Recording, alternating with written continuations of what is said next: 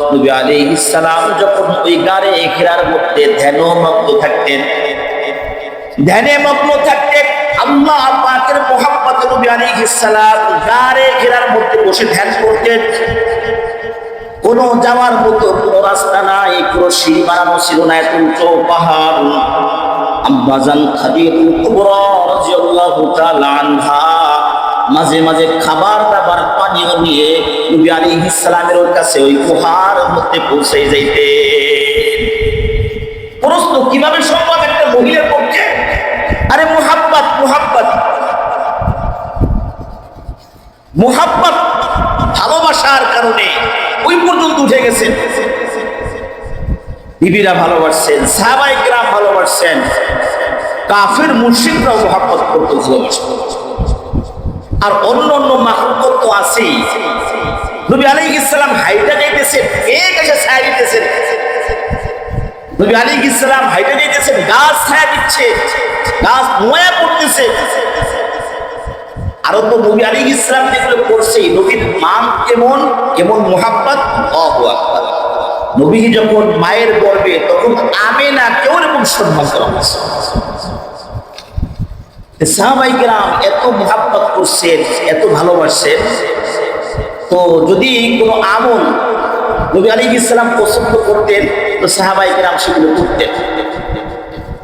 যেহেতু প্রত্যেকটা আমল বিভিন্ন প্রকারের ফিরকা কিয়ামত পর্যন্ত বের হবে, বিভিন্ন প্রকারের দল, বিভিন্ন প্রকারের মত আপনাকে বিভিন্ন ভাবে বোঝানোর চেষ্টা করবে যে আমাদের দলটাই সঠিক। এমনও দল আছে, আপনারা জানেন, যারা ইসলামিক দল নাম দিয়ে চলতেছে, তারা বলতেছে নামাজ লাগবে না, নামাজ তো যারা যুদ্ধ করবে তাদের জন্য, বাকি কারো নামাজ লাগবে না। খবরদার, সতর্ক থাকতে হবে। আমলের ক্ষেত্রে সাহাবায়ে কেরাম রাদিয়াল্লাহু তাআলা আনহুদেরকে অনুসরণ করতে হবে। তাদের কওল, তাদের মত, তাদের আমল দেখতে হবে। নবী আলাইহিস সালাম ইন্তেকালের পরে সাহাবায়ে কেরাম কি জীবিত ছিলেন না? আরে খলিফাতুল মুসলিমিন, প্রথম খলিফাকে আবু বকর রাদিয়াল্লাহু তাআলা, দ্বিতীয় ওমর ফারুক রাদিয়াল্লাহু তাআলা, তারপরে উসমান রাদিয়াল্লাহু তাআলা, তারপরে আলী রাদিয়াল্লাহু তাআলা। তাদের খোলাফায়ে রাশিদিনদের জিন্দেগির দিকে তাকান, তাদের আমলের দিকে তাকাই, তারা কিভাবে এই দিনগুলো উদযাপন করছে, তারা কিভাবে পালন করছে। তারা যেভাবে পালন করছে আমি সেভাবে পালন করছি। আরে আমি তো আবু ওমরের থেকে বেশি বুঝি না, আমি তো নবীকে ওমর থেকে বেশি মুহাব্বত করতে পারি না, আবু বকরের থেকে তো বেশি মুহাব্বত করতে পারি না। কি মুহাব্বত তারা করতেন! সাহাবীদের মুহাব্বত নবীর প্রতি, এগুলা তুলনা করাই যাবে, তুলনা করার মতো কোনো ওয়েই নাই। তারা কি পরিমাণে মুহাব্বত করছে। তাহলে যদি বিভিন্ন দিবস, জন্ম দিবস, মৃত্যুবার্ষিকী এগুলো পালন করার মধ্যে কোনো সওয়াব থাকতো, ফায়দা হতো, তাহলে সাহাবায়ে কেরাম করতেন কি করতেন না বলেন? কি বুঝে আসে? তারা অবশ্যই করতেন। তারা নামাজের গুরুত্ব কিভাবে দিতেন? আপনি এখন ইউটিউবের মধ্যে শুনতেছেন, ফেসবুকের মধ্যে শুনতেছেন, বিভিন্ন প্রকারের সেমিনারে আপনি যাচ্ছেন, বলতেছে আমরা কোনো উদ্যোগ নিই না, শুধু আল্লাহ পাকের তাওহীদের দাওয়াত দেই। দিন বহু আগে চলে গেছে, এখন আর আল্লাহর সেই মুহাম্মদের দিন এখন নাই, আমরা নতুন করে এটা শুরু করছি। খবরদার, সাবধান, কোরআন সুন্নাহ। যে দেশের মানুষই হোক না কেন, যত বড় আলিমই হোক না কেন, যত বড় আবেদ হোক না কেন, কোরআন সুন্নাহ অনুযায়ী গঠিত হতে হবে। কোরআন সুন্নাহ এছাড়া গ্রহণ করতে গেলে, যাচাই বাছাই করতে গেলে, পণ্ডিতগিরি করতে গেলে ঈমান নষ্ট হয়ে যাবে। নিজের এত বোঝার দরকার নাই। সাহাবায়ে কেরাম বহুত বুঝছেন, আপনারা আমার থেকে অনেক মুহাব্বত করতেন, ভালো বুঝতেন। এজন্য নিজের আলাদা মত পেশ করার দরকার নাই। মীমাংসী নবী জিনিস। নবী আলাইহিস সালাম তো বলছেন, আল্লাহ পাক কোরআনুল কারীমের মধ্যে সূরা মাইদার মধ্যে বলছেন, আল-ইয়াউমা আকমালতু লাকুম দীনাকুম ওয়া আতমামতু আলাইকুম ওয়া রাদিতু লাকুমুল ইসলাম দীনা। কমপ্লিট করছেন নবী আলাইহিস সালাম, কমপ্লিট। আল্লাহ পাক নবীর মাধ্যমে দ্বীনকে পরিপূর্ণ করে দিয়েছেন। এই পরিপূর্ণ দ্বীন রেখে গেছেন। সাহাবায়ে কেরাম এভাবে চালাইছেন সামনে, সাহাবায়ে কেরাম, তাবেঈন, তাবেঈন, আইম্মায়ে মুজতাহিদিন চলছে। কিয়ামত পর্যন্ত কোরআন ঠিক থাকবে, ঠিক রাখবেন আল্লাহ রাব্বুল আলামিন। থাকবেই কিয়ামত পর্যন্ত, সঠিক দল তো থাকবেই। বিবেচনা আপনার, আপনি বিবেচনা করতে হবে। আল্লাহ পাক আপনাকে মেধা দান করছেন, এই মেধা দিয়ে আপনার বিবেচনা করতে হবে। কেন মেধা খাটাইতে হবে? আরে আমরা তো ইতিহাস জানি, ইব্রাহিম আলাইহিস সালামের জীবনী আমরা জানি। ইব্রাহিম আলাইহিস সালাম জন্মগ্রহণ করার পরে তার পিতা, তার মা কোথায় রেখে আসছে? আরে পাহাড়ের গুহার মধ্যে রেখে আসছে। কেউ নাই, পাহাড়ের গুহার মধ্যে কেউ নাই, খাবারের ব্যবস্থা, পানির ব্যবস্থা, কোনো কিচ্ছু নাই।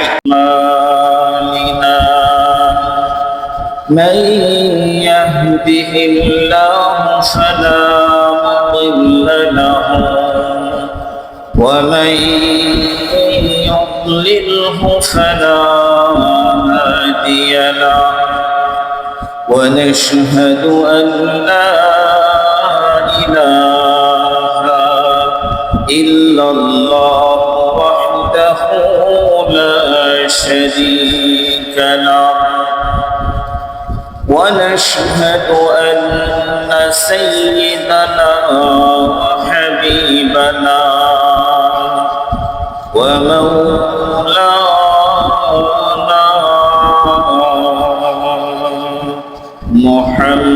محمدا عبده ورسوله أما بعد فقد قال الله تبارك وتعالى في كلامه المجيد وفرقانه الحميد أعوذ بالله من الشيطان الرجيم بسم الله الرحمن الرحيم وما أرسلناك إلا رحمة للعالمين وقال النبي صلى الله عليه وسلم بعثت لأتمم مكارم الأخلاق أو كما قال عليه الصلاة والسلام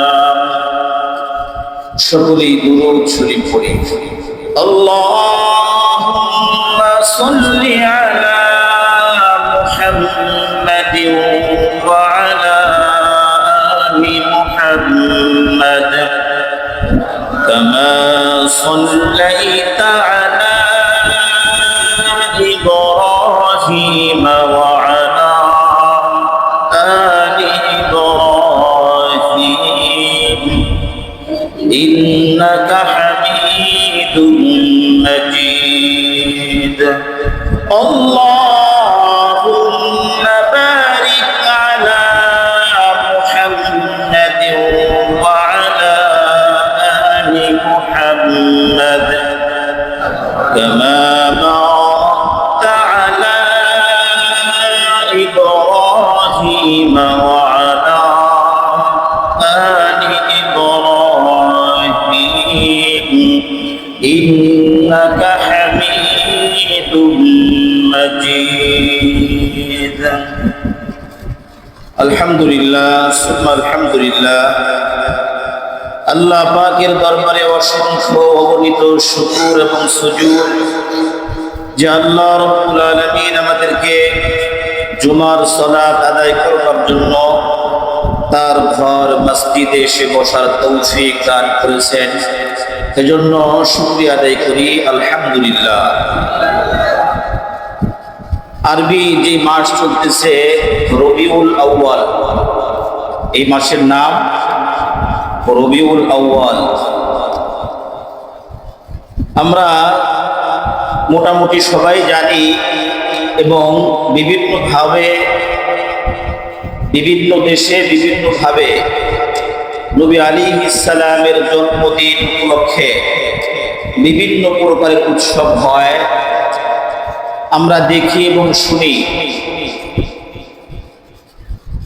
আমরা জানি যে 12ই রবিউল আউয়াল নবী আলাইহিস সালামের জন্মদিন। 12ই রবিউল আউয়াল সোমবার নবী আলাইহিস সালামের জন্মদিন। তবে নবী আলাইহিস সালামের জন্মদিন 12ই রবিউল আউয়াল নাকি অন্য কোনো দিন, এ নিয়ে ইখতিলাফ রয়েছে। কেউ কেউ বলছে 9, কেউ 11, কেউ 12, আরো অনেক মত রয়েছে। তবে নবী আলাইহিস সালামের ইন্তেকাল যে এই দিনে হয়েছে এর মধ্যে কোনো সন্দেহ নেই। সবাই একই দিনই মৃত্যু, একই দিনই আবার জন্ম।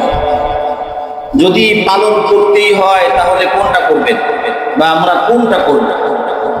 যদি পালন করার মধ্যে সব থাকে, এগুলো যে এই নবী আলাইহিস সালামের জন্ম দিবস, মৃত্যু দিবস, এগুলো আসলে পালন করা যাবে কি যাবে না, আর যদিও যায় কিভাবে পালন করা?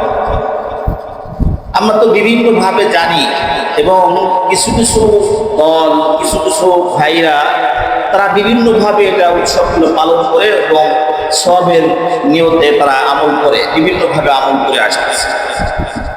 আসলে আমাদের আমলগুলো আল্লাহ পাক যে গ্রহণ করবেন, কিভাবে গ্রহণ করবেন, কিভাবে আমল করলে পরে আল্লাহ পাক গ্রহণ করবেন, কবুল করবেন, ওদিকে আমাদের লক্ষ্য করার দরকার।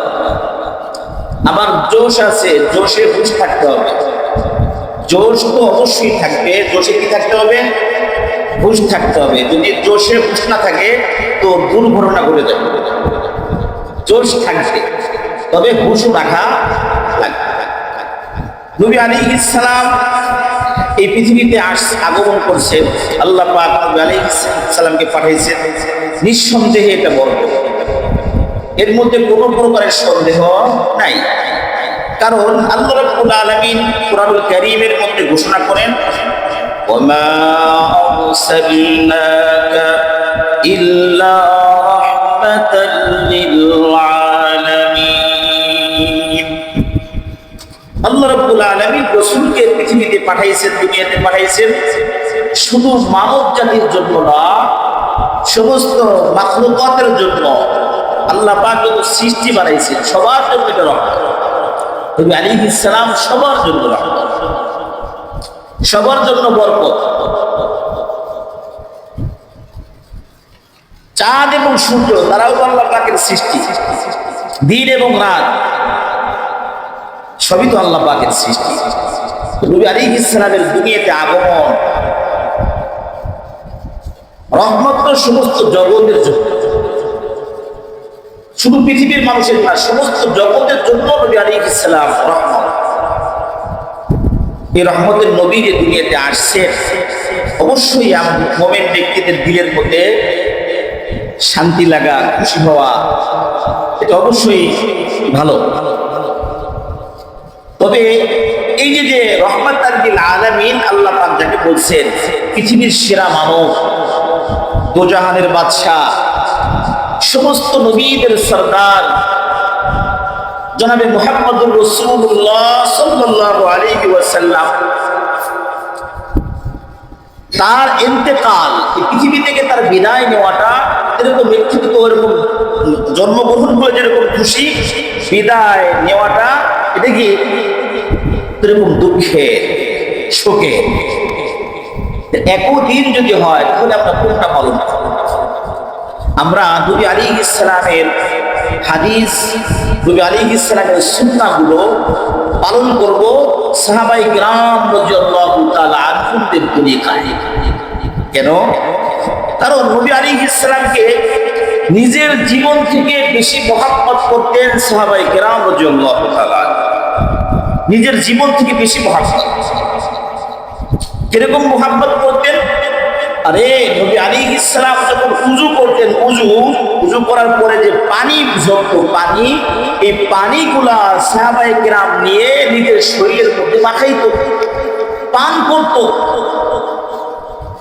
নবী আলাইহিস সালাম থুতু যখন ফেলতো, এটাও সুঘ্রাণ। সাহাবায়ে কেরাম এত মহব্বত করতো নবীকে যে নবী আলাইহিস সালামের থুতু নিয়ে কাপড় চোপড়ের শরীরের মধ্যে লাগাইতো। কি মহব্বত, কি ভালোবাসা! শুধু সাহাবায়ে কেরাম করছেন? শুধুই কি সাহাবায়ে কেরাম করছেন? আরে মুশরিকরাও করছে। মুশরিকদের মধ্যে আবু তালেব, নবীজির চাচা, আলী রাদিয়াল্লাহু তাআলা আনহুর বাবা, নবী আলাইহিস সালামের আপন চাচা, তিনি ঈমান আনেন নাই, তবে নবী আলাইহিস সালামকে নিজের জীবন থেকে বেশি মহব্বত করছেন। শুধু সাহাবায়ে কেরাম না, আবু তালেব, শিয়াবে আবি তালিবের মধ্যে কয়েক বছর জেলখানার মধ্যে নবী আলাইহিস সালাম, খাদিজাতুল কুবরা রাদিয়াল্লাহু তাআলা আনহা, আরো অনেক ব্যক্তিদেরকে জেলখানার মধ্যে আটকানো হয়েছিল। শিয়াবে আবি তালেব চতুর্দিকটা আপনার পাহাড়ের বেষ্টনীর মধ্যে বন্দী করে রাখা হয়েছিল। আবু তালেব তখন নবী আলাইহিস সালামকে রাতের অন্ধকারে এসে বলতেছে, ইয়া মুহাম্মদ, আমার ভাতিজা ওঠো, তুমি তোমার বিছানা ছাড়ো, তুমি আমার বিছানায় যা ঘুমাও, আমি তোমার বিছানায়। কারণ মক্কার মানুষ, কুরাইশরা, কাফের মুশরিকরা, তিনিও নিজেও একজন কাফের, আমি এই দলের নেতা, তারা রাতের অন্ধকারে আমার সিটের উপরে, আমার বেডিং এর উপরে, আমি যেখানে শয়ন করতেছি সেখানে তারা আক্রমণ করবে না, কিন্তু তুমি তাদের শত্রু, তুমি যেখানে শুয়ে আছো রাতের অন্ধকারে তোমার উপরে আঘাত করতে পারে, এজন্য তুমি আমার বিছানায় যাও, আমি তোমার বিছানায় ঘুমাই। যদি ওরা রাতের অন্ধকারে মুহাম্মদ তোমাকে ভেবে আক্রমণ করে, তো আমি মারা যাই গেলাম, তোমার যেন কোনো কিছু না হয়। চিন্তা করছেন? ঈমান কিন্তু আনে নাই, কিন্তু মুহাব্বত, নিজের জীবন থেকে বেশি মুহাব্বত। হযরতে আবু তালহা রাদিয়াল্লাহু তাআলা আনহু উহুদ যুদ্ধের সময় নবী আলাইহিস সালামকে সামনের দিক দিয়ে এসে এভাবে জড়ায় ধরছেন, নবী আলাইহিস সালামকে জড়ায় ধরছেন। নবী আলাইহিস সালামকে আবু তালহা রাদিয়াল্লাহু তাআলা আনহু বলতেছেন, ইয়া রাসূলুল্লাহ, ইয়া হাবিবাল্লাহ, আপনি দাঁড়ান, শান্ত হন, উঁকি মারবেন না। আমি তলহার পিঠ যতক্ষণ পর্যন্ত ছিদ্র না হবে ততক্ষণ পর্যন্ত রাসূলের গায়ে একটা তীরের আঘাত দিতে দিব না। তীর আসতেছে, বৃষ্টির মতো তীর আসতেছে। তলহা রাদিয়াল্লাহু তাআলা আনহু নবী আলাইহিস সালামকে এভাবে ধরছেন, নবী আলাইহিস সালামের বুক তলহা রাদিয়াল্লাহু তাআলা আনহার বুক, আনুর বুক এভাবে ডাল হন নাই যে কাফেরদের দিকে সামনে দিয়া বুক পাইতে দেন নাই, কারণ নবী আলাইহিস সালাম যে পিছনে, নবী আলাইহিস সালামকে পিছনে রাখেন নাই, কত মুহাব্বত, বেয়াদবি হতে পারে। এজন্য নবী আলাইহিস সালামকে এভাবে আগলে রাখছেন। তীরের আঘাত আবু তালহা রাদিয়াল্লাহু তাআলা শরীরের মধ্যে খালি বিনতেছে, কিন্তু মুহাব্বত, কি পরিমাণের মুহাব্বত, কি পরিমাণের ভালোবাসা সাহাবায়ে কিরাম নবী আলাইহিস সালামকে করছেন। আল্লাহু আকবার। আমরা নবীজির বিবির দিকে তাকাই, আম্মা জান খাদিজাতুল কুবরা রাদিয়াল্লাহু তাআলা আনহার দিকে তাকাই, আল্লাহু আকবার। এখন আমরা হাজী সাহেবরা যারা উমরা হজ করার জন্য যাই, কি সুন্দর সিঁড়ির ব্যবস্থা করা আছে, গাড়ে ঘেরায় পানি পান করার ব্যবস্থা, মেহমানদারির ব্যবস্থা, বিভিন্ন কোম্পানির লোকজন বিভিন্ন প্রকারের খাবার দাবার দেয়। তাই আমাদের উঠে 12টা বেজে যায়, খবর হয়ে যায়, হাই হাই। ও মেরা দোস্ত, নবী আলাইহিস সালাম যখন ওই গাড়ে ঘেরার মধ্যে ধ্যানমগ্ন থাকতেন, আল্লাহ পাকের মুহাব্বতে নবী আলাইহিস সালাম গাড়ে ঘেরার মধ্যে বসে ধ্যান করতেন। কোনো যাওয়ার মতো কোনো রাস্তা নাই, কোনো সিঁড়ি বানানো ছিল না, এত উঁচু পাহাড়। আম্মাজান খাদিজাতুল কুবরা রাদিয়াল্লাহু তাআলা আনহা মাঝে মাঝে খাবার দাবার পানীয় নিয়ে নবী আলাইহিস সালামের কাছে ওই গুহার মধ্যে পৌঁছে যাইতে। প্রশ্ন, কিভাবে সম্ভব একটা মহিলার পক্ষে? আরে মুহাব্বত, মুহাব্বত, মুহাব্বত, ভালোবাসার কারণে ওই পর্যন্ত উঠে গেছেন। বিবিরা ভালোবাসছেন, সাহাবায়ে কেরাম ভালোবাসছেন, কাফের মুশরিকরাও মুহাব্বত করতে ভালোবাসতেন। আর অন্য অন্য মাখলুকাত তো আছেই। নবী আলাইহিস সালাম হাইটা যাইতেছেন, কে কাছে ছায়া দিতেছেন? নবী আলাইহিস সালাম হাইটা যাইতেছেন, গাছ ছায়া দিচ্ছে, গাছ মোয়া পড়তেছে। আরো তো নবী আলাইহিস সালাম যেগুলো করছে, নবীর মান কেমন, কেমন মুহাব্বত। আল্লাহু আকবার। নবী যখন মায়ের গর্ভে, তখন আমেনা কেউ এরকম সম্মান করা হয়েছে। সাহাবায়ে কেরাম এত মুহাব্বত করছেন, এত ভালোবাসছেন। তো যদি কোনো আমল নবী আলাইহিস সালাম পছন্দ করতেন, তো সাহাবায়ে কেরাম সেগুলো করতেন। যেন প্রত্যেকটা আমল, বিভিন্ন প্রকারের ফিরকা কিয়ামত পর্যন্ত বের হবে, বিভিন্ন প্রকারের দল, বিভিন্ন প্রকারের মত আপনাকে বিভিন্ন ভাবে বোঝানোর চেষ্টা করবে যে আমাদের দলটাই সঠিক। এমনও দল আছে, আপনারা জানেন, যারা ইসলামিক দল নাম দিয়ে চলতেছে, তারা বলতেছে নামাজ লাগবে না, নামাজ তো যারা যুক্ত করবে তাদের জন্য, বাকি কারো নামাজ লাগবে না। খবরদার, সতর্ক থাকতে হবে। আমলের ক্ষেত্রে সাহাবায়ে কেরাম রাদিয়াল্লাহু তাআলা আনহুদেরকে অনুসরণ করতে হবে। তাদের কওল, তাদের মত, তাদের আমল দেখতে হবে। নবী আলাইহিস সালাম ইন্তেকালের পরে সাহাবায়ে কেরাম কি জীবিত ছিলেন না? আরে খলিফাতুল মুসলিমিন, প্রথম খলিফাকে আবু বকর রাদিয়াল্লাহু তাআলা, দ্বিতীয় ওমর ফারুক রাদিয়াল্লাহু তাআলা, তারপরে উসমান রাদিয়াল্লাহু তাআলা, তারপরে আলী রাদিয়াল্লাহু তাআলা। তাদের খোলাফায়ে রাশিদিনদের জিন্দেগির দিকে তাকান, তাদের আমলের দিকে তাকাই, তারা কিভাবে এই দিনগুলো উদযাপন করছে, তারা কিভাবে পালন করছে। তারা যেভাবে পালন করছে আমি সেভাবে পালন করছি। আরে আমি তো আবু ওমরের থেকে বেশি বুঝি না, আমি তো নবীকে ওমর থেকে বেশি মুহাব্বত করতে পারি না, আবু বকরের থেকে তো বেশি মুহাব্বত করতে পারি না। কি মুহাব্বত তারা করতেন! সাহাবীদের মুহাব্বত নবীর প্রতি, এগুলা তুলনা করাই যাবে, তুলনা করার মতো কোনো ওয়েই নাই। তারা কি পরিমাণে মুহাব্বত করছে। তাহলে যদি বিভিন্ন দিবস, জন্ম দিবস, মৃত্যুবার্ষিকী এগুলো পালন করার মধ্যে কোনো সওয়াব থাকতো, ফায়দা হতো, তাহলে সাহাবায়ে কেরাম করতেন কি করতেন না? বলেন, কি বুঝে আসে? তারা অবশ্যই করতেন, তারা অবশ্যই করতেন। তারা নামাজের গুরুত্ব কিভাবে দিতেন? আপনি এখন ইউটিউবের মধ্যে শুনতেছেন, ফেসবুকের মধ্যে শুনতেছেন, বিভিন্ন প্রকারের সেমিনারে আপনি যাচ্ছেন, বলতেছে আমরা কোনো উদ্যোগ নিই না, শুধু আল্লাহ পাকের তাওহীদের দাওয়াত দেই। দিন বহু আগে চলে গেছে, এখন আর আল্লাহর সেই মুহাম্মদের দিন এখন নাই, আমরা নতুন করে এটা শুরু করছি। খবরদার, সাবধান, খবরদার, সাবধান। কোরআন সুন্নাহ, কোরআন সুন্নাহ।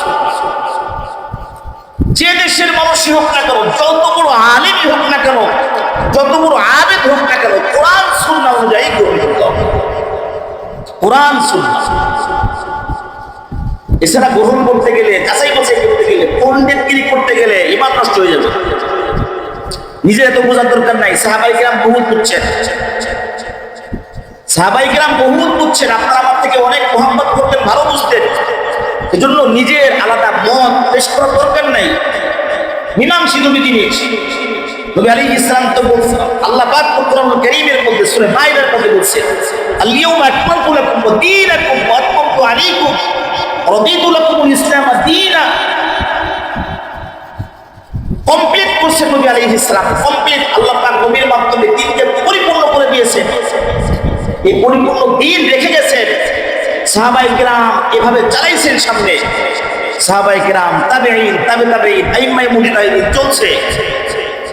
কিয়ামত পর্যন্ত কোরআন ঠিক থাকবে, ঠিক রাখবেন আল্লাহ রাব্বুল আলামিন। থাকবেই, কিয়ামত পর্যন্ত সঠিক দল তো থাকবেই। বিবেচনা আপনার, আপনি বিবেচনা করতে হবে। আল্লাহ পাক আপনাকে মেধা দান করছেন, এই মেধা দিয়ে আপনার বিবেচনা করতে হবে। কেন মেধা খাটাইতে হবে? আরে আমরা তো ইতিহাস জানি, ইব্রাহিম আলাইহিস সালামের জীবনী আমরা জানি। ইব্রাহিম আলাইহিস সালাম জন্মগ্রহণ করার পরে তার পিতা, তার মা কোথায় রেখে আসছে? আরে পাহাড়ের গুহার মধ্যে রেখে আসছে। কেউ নাই, পাহাড়ের গুহার মধ্যে কেউ নাই, খাবারের ব্যবস্থা, পানির ব্যবস্থা, কোনো কিচ্ছু নাই। ইব্রাহিম আলাইহিস সালামের মা মনে করছে কয়েকদিন পরে যাই, হয়তো বা বাচ্চা জীবিত আছে নাকি নাই, শিয়াল কুত্তে খাই ফেলছে। ওই ইব্রাহিম আলাইহিস সালামের আঙ্গুলের 5টা আঙ্গুলের মধ্যে 5 প্রকারের শরবতের ব্যবস্থা আল্লাহ রাব্বুল আলামিন করেছে। এটা বলার মাকসাদ না, মাকসাদ হইল ইব্রাহিম আলাইহিস সালাম যখন হৃষ্টপুষ্ট হয়ে বড় হইতেছেন, মা মাঝে মাঝে দেখে আসে, দেখে চাঁদ, কোরআনের আয়াত এটা, চাঁদ সূর্য উঠতেছে, মনে করছে কি এটাই বড় খোদা, এটা আমার দুই ভাই দেখো, না না আমার খোদা তো উঠতে পারে না। আবার দিন শেষ, রাতে সূর্য ডুবে গেলে চাঁদ উঠতেছে, চাঁদ দেখতেছে, আবার তারকা দেখতেছে, সব শেষ হয়ে যায়। ইব্রাহিম আলাইহিস সালাম তখন বলছেন, এই সমস্ত জিনিস মানে জিনিস যেই রব সৃষ্টি করছেন তার নামে আমি তাই নাম দিয়েছি, তিনি হলো আমার রব। তো ইব্রাহিম আলাইহিস সালামকে ওখানে কেউ শিক্ষা দিছে না, আপনার দিমাগ খাটাইতে হবে যে আমার সৃষ্টিকর্তা আল্লাহ।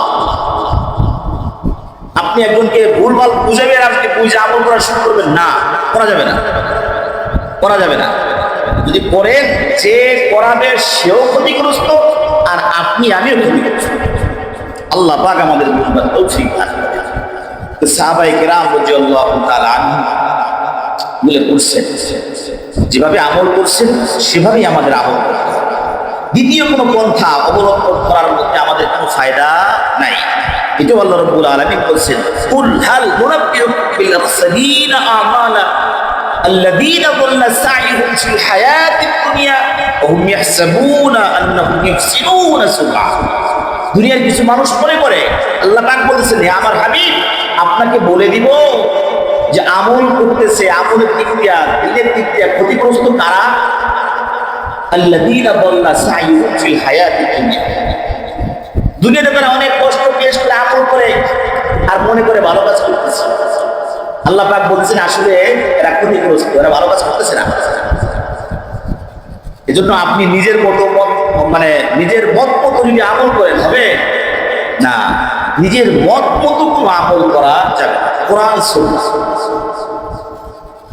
কোরআন সুন্নাহ অনুযায়ী আপনার আমল করতে হবে। সাহাবায়ে কেরামের আমলের দিকে তাকাইতে হবে, সাহাবায়ে কেরামের কি আমল, কেমন আমল করছে, এদিকে তাকায় আমাদের আমল করতে হবে। যাই হোক, এজন্য রবিউল আউয়াল চলতেছে, বিভিন্ন জায়গায় সিরাতের অনুষ্ঠান হচ্ছে, সিরাত সম্মেলন হচ্ছে, প্রত্যেকটা মসজিদে, জুমার মসজিদে নবী আলাইহিস সালামের জীবনী নিয়ে আলোচনা শুরু হয়ে গেছে। আমরাও ইনশাআল্লাহ আলোচনা করব নবী আলাইহিস সালামের জন্ম, শৈশবকাল, এরপরে মক্কি জিন্দেগি, মদিনী জিন্দেগি, আস্তে আস্তে ধাপে ধাপে আমরা আলোচনা করবো ইনশাআল্লাহ। মাঝখানে যেটা বলে দিলাম যে খবরদার প্রত্যেকটা আমলের ক্ষেত্রে আমরা খেয়াল রাখবো, সচেতন থাকবো যে সাহাবায়ে কেরামের আমলের সাথে মিলবো তো আমি আমল আছি, যদি না মিলে বাস নাই খালাস, তাহলে আপনি বাঁচবেন, অন্যথায়। কারণ কি, শয়তান তো নেক্সট স্রোতে ধোঁকা দিয়ে মানুষকে ক্ষতিগ্রস্ত করে। নেক্সট স্রোতে কিরকম? নেক্সট স্রোত হইল যখন মূর্তি পূজা শুরু হলো, মূর্তি পূজা, এই মূর্তি পূজা যাদের মূর্তি বানানো হয়েছিল এরা অনেক বড় বুজুর্গ আল্লাহর ওলি ছিলেন, এরা ইন্তেকাল হয়ে গেল। এর পরবর্তী জেনারেশন তারা মনে করতেছে, আরে যারা এরকম ছিল এরা তো অনেক বুজুর্গ ছিল, এদের সম্পর্কে গেলে আল্লাহর কথা মনে করতো। তা আমরা কি করি, তাদের এই একটু নাম লিখে রাখি, তাদের নাম স্মরণ করলে আল্লাহর নাম স্মরণ হবে। এরপর আস্তে আস্তে খোদাই করা, এরপর আস্তে আস্তে আস্তে মূর্তি আকারে চলে আসে। এগুলো শয়তানের ধোঁকা। আঘাত হানছে এক জায়গায়, বীজ লাগাইছে, বীজ বপন করছে এক জায়গায়, ওইটা 50 বছর পরে আঘাত হানছে, সবাই মুশরিক হয়ে গেছে। এই কাজটা কার? শয়তানের কাজ। আপনি মনে করবেন যে হ্যাঁ আমি শুরু করতেছি, দেখা যায় আপনার সন্তানের থেকে বেশি করবে, এরপরে আর একটু বেশি করতে করতে এক সময় দেখা যায় মূল জিনিসের কোনো খবর নাই, 100% শয়তানের মধ্যে লিপ্ত হয়ে গেছে। অনেকে বলে হুজুর কিছু কিছু মজমার মধ্যে গেলে চোখে পানি আসে, আল্লাহর কথা মনে পড়ে, এরকম সেরকম। আরে চোখে পানি তো অনেকে সিনেমা দেখেও চোখে পানি আসে, অনেকে সিনেমা দেখতে গেলেও চোখে পানি আসে, বিভিন্ন কাহিনী গুলো দেখে পানি আসে, নাটক সিনেমা দেখতে গেলেও পানি আসে, তাই বলে কি এটা ভালো হবে না? খবরদার, খেয়াল রাখতে হবে। আল্লাহ পাক আমাদের বুঝবার তৌফিক দান করেন। নবী আলাইহিস সালাম সমস্ত জগতের জন্য রহমত। নবী আলাইহিস সালাম যখন দুনিয়াতে আসবেন, নবী আলাইহিস সালামের বাবার নাম আব্দুল্লাহ, মায়ের নাম আমিনা। বিবাহ হয়ে গেল। নবী আলাইহিস সালামের বাবা আব্দুল্লাহ বিবাহ করলেন আমিনাকে। বিবাহ করার পরে আব্দুল্লাহ মক্কার বাজারে গেলেন। এই কাহিনীটা হলো, নবী আলাইহিস সালামের জন্ম হলো আসহাবে ফিল, ফিলের ঘটনা ঘটছে যে এর 50 দিন পরের ঘটনা। কয় দিনের? 50 দিন পরে নবী আলাইহিস সালামের জন্ম। ফিল, আলাম তারা কাইফা ফাআলা রাব্বুকা বিআসহাবিল ফিল, বলি না আমরা? ফিলের একটা ঘটনা যে হস্তি বাহিনী নিয়ে আবরাহা বাদশা মক্কা নগরী, মক্কা কাবায় আক্রমণ করছে। ইয়েমেনের শাসক আবরাহা, সংক্ষিপ্ত একটু বলি, ইয়েমেনের শাসক আবরাহা ইয়েমেনের মধ্যে বিশাল বড় একটা মানে ঘর নির্মাণ করে একটা উপাসনার জন্য। কেন? সবাই খালি মক্কার দিকে দৌড়ায়, কাবার দিকে দৌড়ায়, সবাই কাবার দিকে দৌড়ায়, ওর থেকে ফিরানোর জন্য সে ভিন্ন একটা কিছু ব্যবস্থা করছে। তো কোনো একজন ব্যক্তি সেখানে মলত্যাগ করছে, মলত্যাগ করে রাগে ক্ষোভে ও মক্কা কাবা শরীফ আক্রমণ করার জন্য রওনা হয়ে গেছে। বিশাল দলবল নিয়ে, হাতি, বড় বড় হাতি নিয়ে রওনা হয়ে গেল। এই যে ফিলের দল আবরাহা যে মক্কায় আক্রমণ করার উদ্দেশ্যে আসলো, কাবার কাছাকাছি যখন চলে আসলো, মক্কার কাছে ভিতরে কাছাকাছি যখন চলে আসলো, তখন কাবার যে মোতাওয়াল্লি, চাবি যার কাছে, তার খোঁজ খবর পাঠালো যে আসো। কারণ তাকে ডাকলো এই জন্য যে কাবা আক্রমণ করার জন্য যাইতেছে, কেউ কোনো বাধাও দেয় না, ওই কোনো প্রোটেকশনে আসতেছে না, অ্যাকশন নিচ্ছে না। কি ব্যাপার, এরকম কেন? মক্কার মানুষ, আমি তো তাদের কাবা ধ্বংস করার জন্য যাচ্ছি, কেউ কিচ্ছু বলতেছে না। তো আবরাহা যখন খোঁজ পাঠাইলো যে এখানকার মোতাওয়াল্লিকে, তাকে ডাকো। আসলেন আব্দুল মুত্তালিব, আসলেন। আসার পরে যার সাথে কথাবার্তা হলো, আমি তোমাদের কাবা ধ্বংস করতে আসছি। আচ্ছা ঠিক আছে, করো। তুমি যে আমার 200 উট রাস্তা থেকে মানে নিয়ে গেছো, দখল করে নিয়ে গেছো, ওটা আমাকে ফেরত দাও। আরে তোমার কাবার ব্যাপারে কোনো কথাবার্তা বলো না, আর উটের ব্যাপারে কথা বলতেছো। তখন আব্দুল মুত্তালিব বলছিলেন, আরে উট তো আমার মালিকানা, উট আমার মালিকানা, এই জন্য আমি তোমার কাছে ফেরত চাইলাম। আর কাবা তো আমার ঘর না, কাবা তো আল্লাহর ঘর, যার ঘর সেই রক্ষা করবে, যার ঘর সেই রক্ষা করবে, কিন্তু আমার টেনশন করার কোনো দরকার নেই। আব্দুল মুত্তালিব সোজা চলে গেলেন কাবার দরজায়, যা উপরের দিকে তুই হাত তুলে বলতেছে, আল্লাহ তোমার ঘর তুমি রক্ষা করো, তোমার ঘর তুমি রক্ষা করো। আল্লাহ রাব্বুল আলামিন তার কাবাকে রক্ষা করছেন কিভাবে? যাকে যাকে পাখি পাঠাইছে, কাবা রক্ষা করছেন। আহা, তখন নবী আলাইহিস সালাম মায়ের গর্ভে, আরে শুধু কাবা রক্ষা করেন নাই আল্লাহ রাব্বুল আলামিন, শুধু কাবা রক্ষা করেন নাই, যাকে যাকে পাখি শুধু কাবা রক্ষার জন্য পাঠান নাই। আরে তখন আল্লাহ পাকের হাবিব নবী মুহাম্মদুর রাসূলুল্লাহ সাল্লাল্লাহু আলাইহি ওয়াসাল্লাম তার মায়ের গর্ভে, কাবার পাশেই, কাবায় আক্রমণ হইলে হাবিবের ক্ষতি হবে। আরে আল্লাহর হাবিবের ক্ষতি হবে, তার ক্ষতি আল্লাহর হাবিবের ক্ষতি হবে। কাবা তো বহুত কয়েকবারই ভাঙা হয়েছে, আমরা তো হস্তি বাহিনী নিয়ে আসছে। মুত্তালিব যখন হাত তুলে বলতেছে, আল্লাহ তুমি হেফাজত করো, তোমার ঘর তুমি রক্ষা করো। আল্লাহ রাব্বুল আলামিন যাকে যাকে পাখি পাঠাইছেন, প্রত্যেকটা পাখির 2 পায়ে 2টা কঙ্কর, মুখের মধ্যে কঙ্কর, ছোট ছোট পাখি। আয়া যখন যাকে যাকে ফেলানো হলো পাখি পাখি সব ধ্বংস হয়ে গেল। শুধু কাবাকে রক্ষা করার জন্য নয়, নবী মুহাম্মদ রাসূলুল্লাহ সাল্লাল্লাহু আলাইহি ওয়াসাল্লাম মাত্র 50 দিন পরে দুনিয়াতে আসবেন। এর মুহূর্তে একটা প্রেগন্যান্ট মহিলা, তার জন্য নড়াচড়া করা সব দিক থেকে কষ্টকর। ওখানে আক্রমণ করলে একটা বিশৃঙ্খলা সৃষ্টি হবে, নবী মুহাম্মদের কষ্ট হবে, নবী মুহাম্মদের মায়ের কষ্ট হবে। আল্লাহ রাসূল সাল্লাল্লাহু আলাইহি ওয়াসাল্লামের মুহাব্বতে আল্লাহ রাব্বুল আলামিন কাবাকে রক্ষা করছেন, নবীকেও ওই ঝামেলার মধ্যে ফেলেন নাই, কষ্টের মধ্যে ফেলেন নাই। আল্লাহু নবী আলাইহিস সালামকে আল্লাহ রাব্বুল আলামিন হেফাজত করেছেন।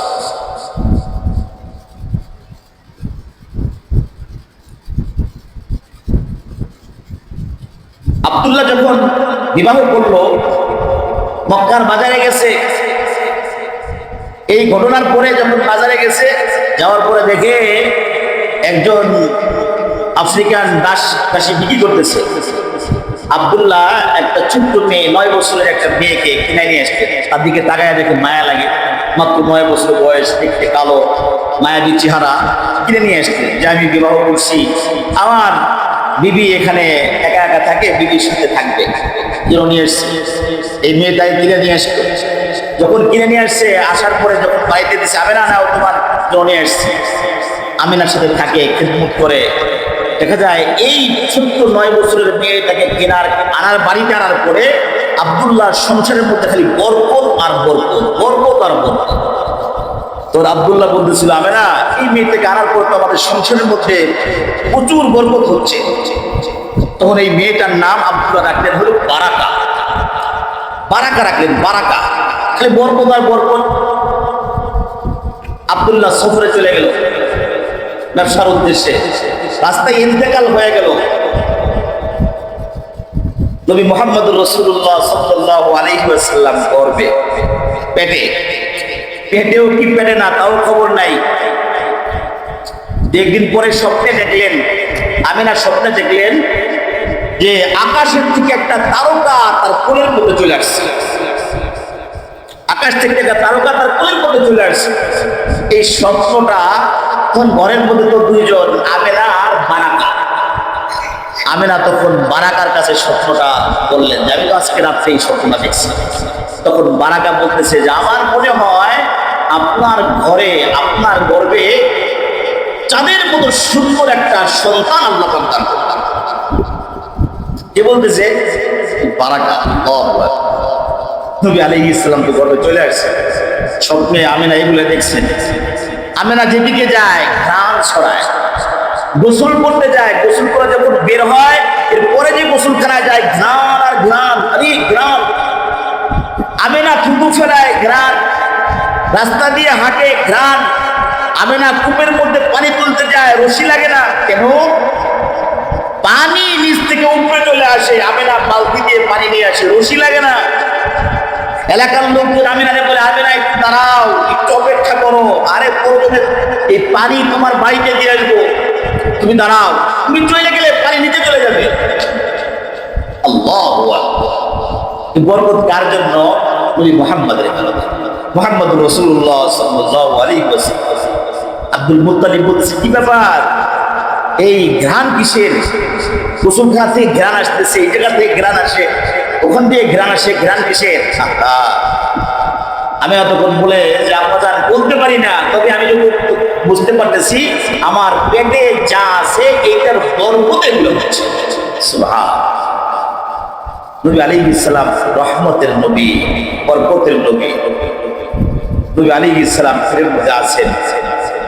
দুনিয়াতে যখন আগমন করবেন, আল্লাহ পাক কখন পাঠাবেন? আল্লাহ পাকের বড় হিকমত। আল্লাহু আকবার।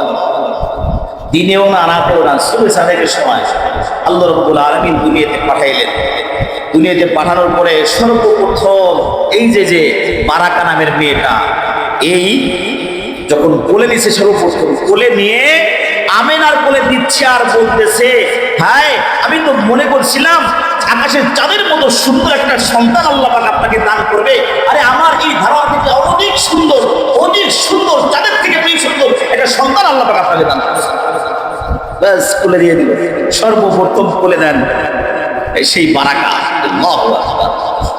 সাথে ছিল সুয়াইবা নামে এক দাসী আবুল আহাবের।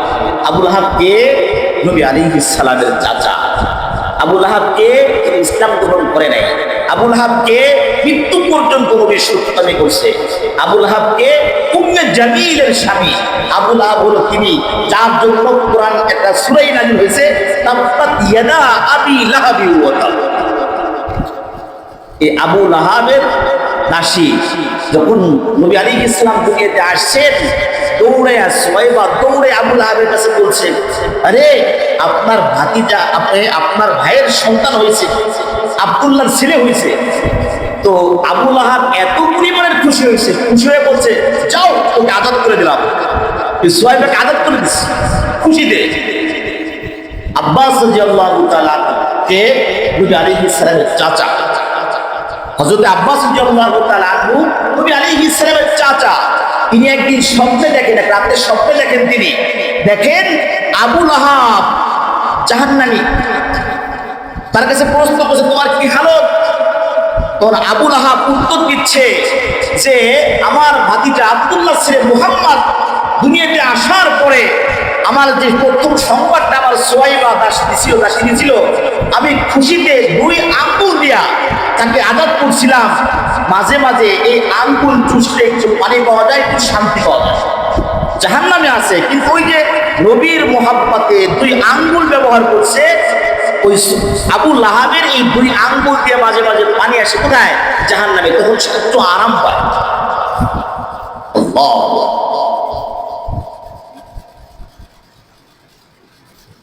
নবী আলাইহিস সালাম যখন দুনিয়াতে আগমন করলেন,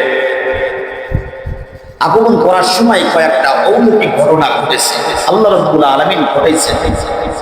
পৃথিবীর মধ্যে কয়েকটা অলৌকিক ঘটনা ঘটে গেছে। ইনশাআল্লাহ আগামী জুমায় আল্লাহ পাক তৌফিক দিলে আলোচনা করা হবে ইনশাআল্লাহ। আল্লাহ রাব্বুল আলামিন আমাদের সকলকে যা কিছু আলোচনা করা হলো, বললেওয়ালা শুননেওয়ালা উভয়কে বুঝে আমল করার তৌফিক দান করেন। সকলে বলে আমিন। ওয়া আখিরু দাওয়ানা আলহামদুলিল্লাহি রাব্বিল আলামিন। যা সুন্নাত পড়ে মেহেরবানি করে সুন্নাত পড়ে